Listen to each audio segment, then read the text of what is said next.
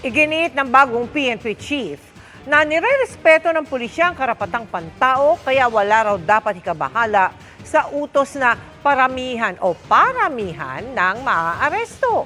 Nangako rin ng hepe ng pulisya na pabibilisin ang pagresponde ng mga pulis sa bawat emergency. Nakatutok si June Veneracion. Kapag may nangangailangan ng tulong ng mga pulis, presinto ang kadalasang pinupuntahan. Pero sabi ni PNP Chief Nicolas Torre III, ang ganyang nakagawian ang nais niyang baguhin. Huwag niyo nang hanapin ang mga pulis sa presinto sapagkat kami ay sa inyo ng mga telepono. Dahil 911, darating kami sa loob ng 5 minuto. Ayan ang aming pact sa inyo, yan ang aming pangako. Gagawin namin yan. Ang 5 minutong response time ang naisubukan ni Torre sa Metro Manila matapos ang kanyang unang command conference kahapon.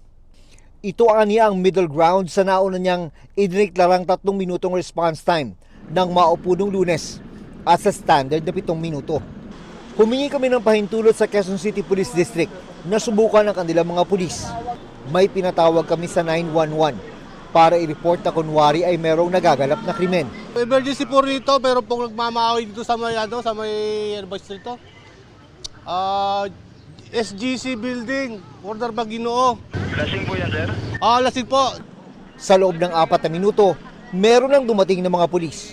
Buong akala nila, meron talaga silang re-respondihan. Ito yung tawag kanina, tinetest natin kung gaano ba ka-ready yung ating mga kapulisan. Sa Quezon City Police District, meron na talagang umiiral na 3-minute response time na sinimula nung panahon ni Torre bilang District Director. Para naman balanse ang trabaho at pahinga ng mga pulis, papaiksiin ni Torre ang nakasanayang duty ng mga pulis sa major cities. Alam niyo ba ang kadalasang duty ng mga pulis tumatagal yan ng 12 oras, lalong-lalo na sa mga matataong lugar gaya dito sa Metro Manila.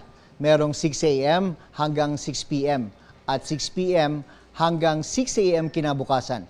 Pero ngayon, gagawin na lang yung 8 oras, lalong-lalo na sa mga major urban areas sa buong bansa.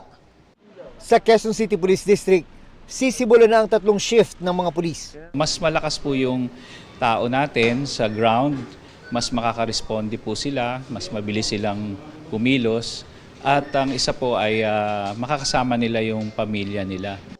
May mga ipapasara naman na police community precincts si Torre para madagdagan ng mga pulis na magpapatrolya sa kalsada. Binigyang diin naman ni Torre na ayaw niya ng patayan maliban na lang kung ang buhay naman ng mga pulis ang malagay sa peligro.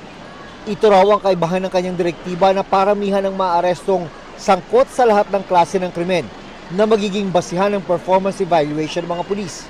Kaya wala raw dapat ikabahala ang Commission on Human Rights. I will always reiterate, ang aresto ay isang essential part ng trabaho ng pulis. Pero ito ay dapat i-temper ng human rights. We respect human rights.